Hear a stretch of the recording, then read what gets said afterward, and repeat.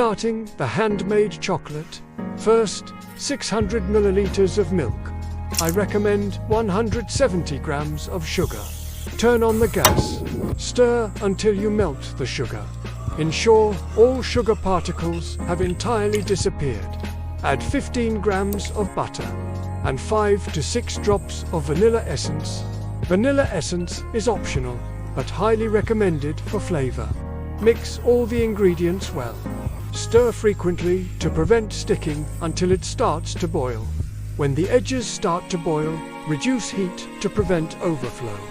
Alternate between medium and low heat, like pressing and pulling. We need the aesthetic of waiting until it is yellow and thick. The boiling speed slowed noticeably and the color began to change. Put the condensed milk in a bowl. Put on the sieve. First, sift 100 grams of cocoa powder. The sifting makes it softer. Now, mix well. When you mix, it gets darker and starts to form a mass. Now, add 30 grams of cocoa powder. Mix again. It's a bit difficult to mix because it's very dry. But try your best to make perfect chocolate. Mix everything without powder to complement the sweet chocolate. Put a wrapper on top. Put chocolate on top. Press to flatten. Now wrap it and store it in the freezer for about 40 minutes to cool.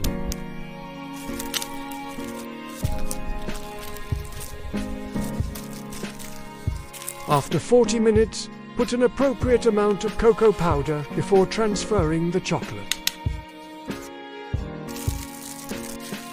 Cool, sweet chocolate. In the cocoa powder, sprinkle cocoa powder for topping.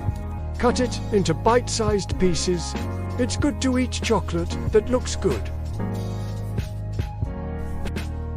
Let's make it look good, round. This time, it's a square. It's beautiful if you put them in the same size and collect them.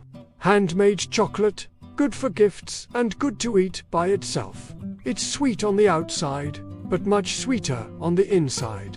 It's so delicious to eat using a fork.